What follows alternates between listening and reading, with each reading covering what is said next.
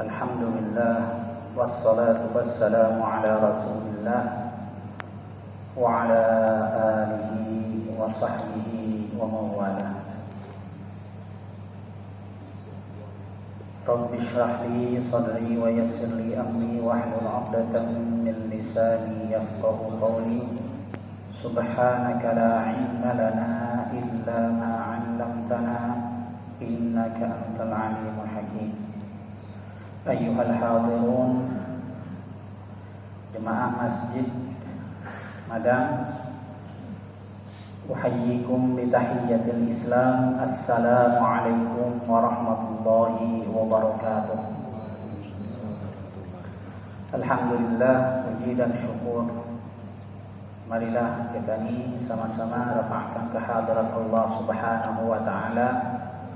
Salawat dan salam semoga oleh Allah Subhanahu wa taala selamanya dianugerahkan kepada baginda Nabi Muhammad sallallahu alaihi wasallam, kepada keluarganya, kepada sahabatnya, dan semoga kita ini semua yang sama-sama hadir duduk di tempat yang mulia ini mendapatkan syafaatul uzma dari baginda Nabi Muhammad sallallahu alaihi wasallam. Tuan-tuan hati Allah Subhanahu wa taala, tak terasa kita ini semua sudah di penghujung bulan Safar. Ya, sekejap lagi kita ini masuk ke bulan Rabiul Awwal, atau sudah masuk Rabiul Awwal 1444 Hijri. Mudah betul kalau sekarang. Biasanya kalau tahun-tahun sebelumnya ditanya berapa tahun nanti sekarang, susah, tidak ingin dijawab, tak tahu. Tapi sekarang mudah saja. 444 1444 Hijri. Bulan Rabiul Awwal ini oleh Allah Subhanahu wa taala dipilih sebagai bulan yang agung, bulan yang mulia, bulan yang hebat, karena pada bulan inilah Allah Subhanahu wa taala menciptakan salah satu makhluknya yang paling agung dan mengutus kepada kita semua manusia yang merupakan qudwah hasanah bagi kita semua dalam kehidupan kita semua, yaitu baginda Nabi Muhammad sallallahu alaihi wasallam. Kalau kita ditanya siapa nama baginda Nabi Muhammad sallallahu alaihi wasallam, ada yang tahu nama penuhnya? Nama penuh baginda siapa?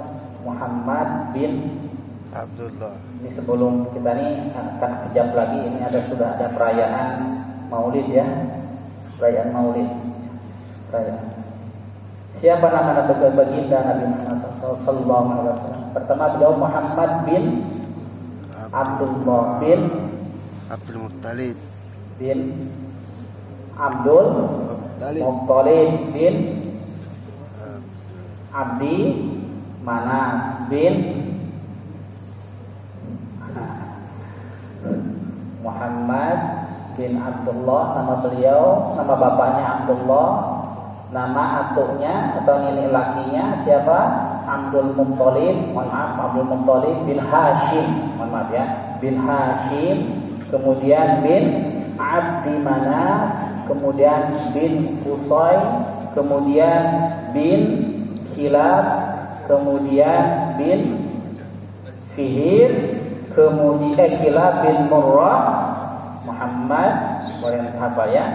Muhammad bin Abdullah bin Abdul Muttalib bin Hashim bin Abdi Manaf bin Qusay bin Kilab, kemudian bin Murrah, kemudian bin Ka'ab, kemudian bin Lu'ay, kemudian bin Ghalib, kemudian bin Fihr.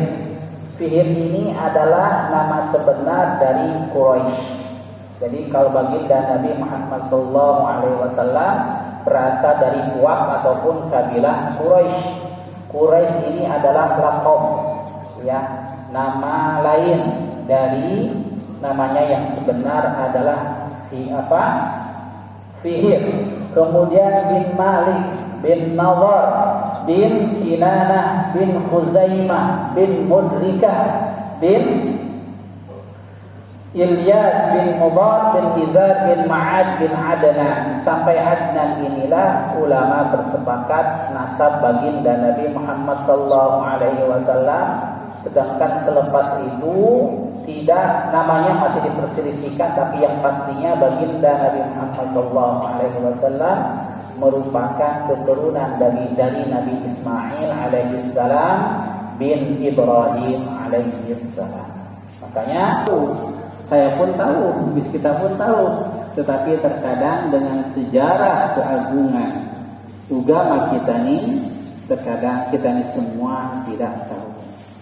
Tuan-tuan yang dirahmati Allah Subhanahu wa taala, baginda Nabi Muhammad sallallahu alaihi wasallam huwa, dialah yaitu Allah allazi yang ba'atha, telah mengutus siapa fil ummiyina, kepada kaum yang buta huruf, karena pada masa itu banyak sekali bangsa Arab yang masih buta huruf. Wallazi ba'atha fil ummiyina rasula, walaupun pada masa itu juga banyak juga bangsa Arab yang sudah paham mengenai tulis dan menulis, bahkan sudah hebat dalam syair, membuat syair ataupun sajak dan lain sebagainya. Wallazi ba'atha fil ummiyina rasula, telah mengutus seorang rasul minhum, dari mereka, maksudnya dari kalangan mereka, dari masyarakat mereka. Yatlu, di mana rasul ini yatlu membacakan, alaihim, kepada mereka, ayatihi, ayat-ayat Allah, yaitu Al-Quran Karim. Wa yuzakkihim, artinya mensucikan mereka. Wa yu'allimuhumul kitab, dan juga mengajarkan kepada mereka kitab Al-Quran Karim. Wal hikmah, dan hikmah itu diantaranya ulama yang mentafsirkan sebagai sunnah. Wa in kanu min qablu fi dhalalin mubin, walaupun mereka sebelum itu benar-benar dalam keadaan yang sesat. Tuhan kepada Allah Subhanahu wa taala, tiga tugas utama yang disebutkan dalam ayat ini. Yang pertama adalah membacakan ayat-ayat Allah kepada masyarakat, yatlu alaihim ayatihi. Yang kedua adalah mensucikan mereka, bagaimana hati mereka yang kotor, akhlak mereka yang buruk ketika itu menjadi bersih kembali. Masyarakat Arab, khasnya masyarakat yang penduduk Mekah ketika itu, bukan mereka bodoh, bukan mereka tak punya ilmu, bukan mereka tidak pintar, tetapi oleh baginda Nabi Muhammad SAW mereka disifati, ataupun zaman ketika itu oleh baginda Nabi disifati atau dinamakan dengan zaman jahiliyah.